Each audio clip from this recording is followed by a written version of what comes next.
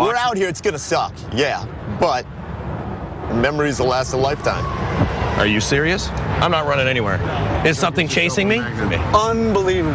Oh, get over it. You don't care. It's the type of thing, man. You're gonna be psyched after you're done with it. Oh my God, dude. Now, you see, that's the type of hijinks I'm looking to avoid. Hey guys, my name is Bando, this is Breakfast Bando, and today we got rid of an old world themed video. The Old World Almanac, mustering the Grand Army of Britonia. And we start up with a piece of artwork with no Britonians in it. It's a good piece of artwork, but it's not got any Britonians in it. So this is basically going through how army lists are broken down in the Old World. Looks like they're keeping to the classic characters, core, special and rare types. Which is good. It's a good system, I quite like it. Some good classic Karl Kapinski ink artwork in there as well. And yeah, so let's start with the characters. Up to 50% of your army's point value may be spent on characters. So you have 0 to 1 Duke, Kick-Ass Duke, a 0 to 1 Baron or Prophetess per 1,000 points. So obviously if you're playing a 2,000 point army, you can have 2 of them, or 1 of each. And then Paladins, Damsels, Sergeant at Arms. So you have your super top tier faction leader.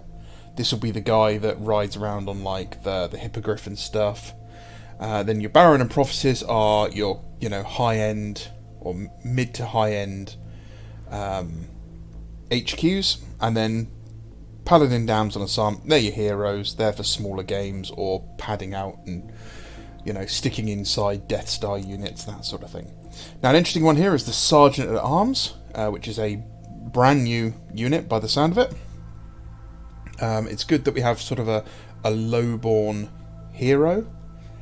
So it looks like we could do maybe some sort of peasant army, which would be kind of cool. Core, at least 25% of your army's points value must be spent on a 1+ unit of Knights of the Realm on foot or mounted. I'm not sure if I'm reading this right, but I think this may mean you must have at least 1 Knights of the Realm unit, which is fine. Same for Men at Arms or Peasant Bowmen. And then 0 to 1 Knights Errant per unit of Knights of the Realm on foot or mounted. Knights Errant are just a different type of knights. They have 3 or 4 types of knight in this list anyway. So at least 25% of your army must be. It doesn't mean it has to be up to, it's at least. So you could do, 90% of your army could be core forces if you really wanted it to be. Special. So these are the slightly more elite, slightly rarer units, and up to 50% of the points value could be spent on those guys. So Squires, Questing Knights, Pegasus Knights, and Mounted Yeomen. Those are all solid. Pegasus Knights have a plastic kit. Questing Knights, I believe, were a metal kit, so they're going to be going over to Forge World. Now, Squires and Mounted Yeomen are an interesting one, because Squires and Mounted Yeomen had models in, I think it was 5th edition Fantasy, but they lost them. They didn't have those units, and the miniatures disappeared for them for a while. Certainly in the later editions of Fantasy. So that's good to see that they're coming back, and hopefully we're getting models for them. 0 to 2 units of Battle Pilgrims per 1,000 points. That's good. I'm not a big fan of Battle Pilgrims aesthetically, so I wouldn't be taking them anyway. It's all about the yeomanry for me. Rare, so these are like your super rare characters, special units, that sort of thing. And 1/4 of your points can be spent on those guys. Grail Knights, who are just beasts. And a Trebuchet. We know that the Trebuchet is moving over to Forge World Resin, and you can have 1 Trebuchet per 1,000 points. That's cool, I like that, that's all good. Grail Knights were a hybrid kit, if I remember correctly. They might have been just an alternate build for the plastic kit, I can't remember, it's been a very long time. So that's going to be interesting. Mercenaries. Up to 20% of your army's point value can be spent on mercenaries. So that's good that we've got confirmation that you can take mercenaries. So Dogs of War are coming back. And then allies as well. And it looks like where we've got this suspicious part in the allies bit, that we're going to get some real interesting stuff to do with the with the allies matrix, as it were. So the armies of infamy are also quite an interesting thing that we'll touch on later. And this is going to be cool. This is going to be interesting. So you can see here some really interesting stuff, like the Duke here being strength 5 is quite impressive. Is going to make the Duke on a hippogriff very nasty. And, you know, lots of different options for them, which is great. You know, we like taking options, we like things being different. Interesting use of the term grognards here. Because that's supposed to be quite a derogatory term in the hobby. I think they just mean it here as like older players. But as far as I know, that's not supposed to be a phrase that's used it politely. That's supposed to be you're an old cranky wargamer who no one likes, who's just stuck in your old ways and all that sort of thing. So I don't like that, really.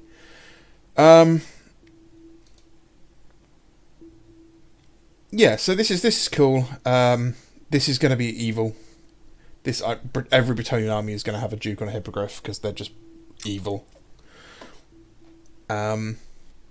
Which is cool. You know, they are pretty cool. I want to build one using the Manticore from the Age of Sigmar Free Guilds army. But I think it's going to be massively bigger. Men-at-Arms looks good. Unit size of 10 plus. I think they're going to be 30 of them in a box. Which is cool. Again, these are great models. I say great models. They're not great models. They're very old models. I like them because they've got a lot of character to them. And I'm worried a little bit that AOS players are going to look at them and are not going to be able to get over the detail, or lack thereof of detail, because there is a big difference between these models that came out in like the mid-2000s and modern day Warhammer sculpts. You know, I'm not afraid to say it, Games Workshop's got better at sculpting. Their plastic kits are considerably better detail. You know, the spear shafts, for example, these are going to be twice as thick as what you'd get on a normal plastic kit nowadays. I don't have a problem with it. I quite like it. My eyesight's getting worse, so being able to paint something a bit chunkier, not a problem. I really like Men-at-Arms, and I will have a lot of these guys in my army. So, Armies of Infamy, it says here that it looks like what we're going to be getting is variant army lists, and it even mentions border princes, so that's kind of cool. So it looks like we might be getting some interesting variations on them. So yeah, it looks like we're getting some really interesting stuff for this army. Next week we won't get one of these articles because obviously it's Christmas Day. Instead, what we're going to be getting is one afterwards, which will probably just be the Tomb Kings version. If you didn't know this, the drummer here has little frogs for drumsticks, which is quite cute.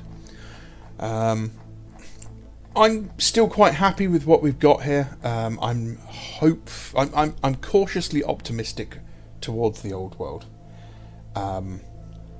I think I'm in a position as a hobbyist to actually give and appreciate fantasy for what it is nowadays. I think beforehand I was too young and I couldn't quite get over the depth it had. Whereas 40k allowed me a lot more freedom of modelling, of painting, and you know, it wasn't as strict. You know, I could buy basically 2 boxes of Space Marines and a blister pack and I had my army good to go, whereas fantasy required a bigger investment. So I'm hopeful. I'm looking forward to it. I'm not sure what I'm going to be doing yet. Whether I'm going to do Bretonnians, whether I'm going to do Tomb Kings to start with. I know I would like to do some High Elves, but I'm probably going to wait because rumour has it that each army is going to get a big battle box, and I'm sure many of you have seen the leaked flat pack boxes of the Tomb Kings, and I'm going to wait, because that's how I'd like to start my armies, with one of those. So I'm going to wait to get the high elf one of those when it comes out, if it comes out.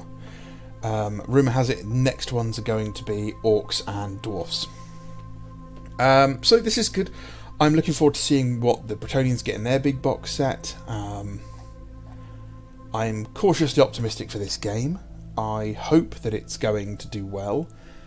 I think that, like I said, I think a lot of younger gamers, newer gamers in the hobby, not necessarily younger as in just, you know, younger in age, but younger in their hobby career, are going to struggle a little bit with the quality of the models.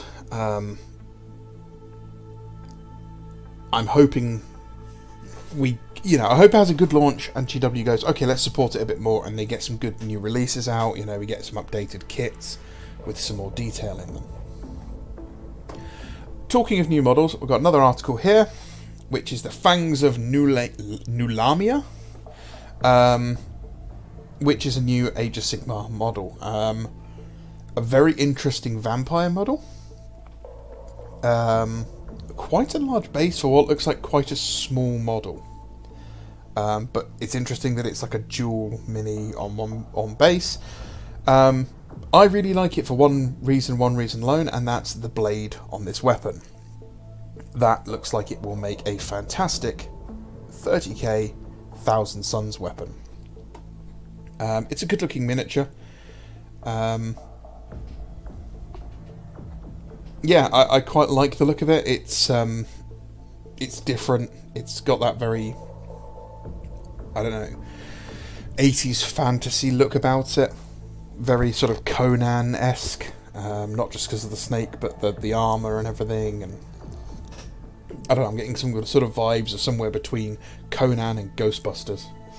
But I quite like this. This is a good looking model. And obviously we've got these two models up for pre-order. The Taurus Venator and the Thousand Suns Librarian. So that's all I got for this video, guys. Let me know what you think of this Bretonnian army list. Are you looking forward to it? Have you made plans for an army? We're starting to find out about basing sizes, which is good. So yeah, I'm looking forward to it. I hope you guys are looking forward to it too. I'm hoping Spill's getting really angry over the fact that I'm enthusiastic for a game I won't play. Yeah. So thanks very much for watching, guys. I appreciate it. If you're picking up models for Christmas for other people, don't forget you can always get 15 to 20% off at Element Games, and you can use the code in the description to double your reward points, so you can get yourself something after Christmas. Drop a comment down below. Let me know what you think. Let me know if I'm talking out my arse.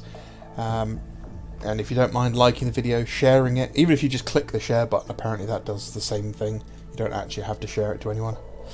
And yeah, let me know what you think. It's always a good conversation. As always, you can always check for the link to Discord as well. It's in the community notes. Thank you very much. My name is Bando, and this is Brexit Bando. Bye bye.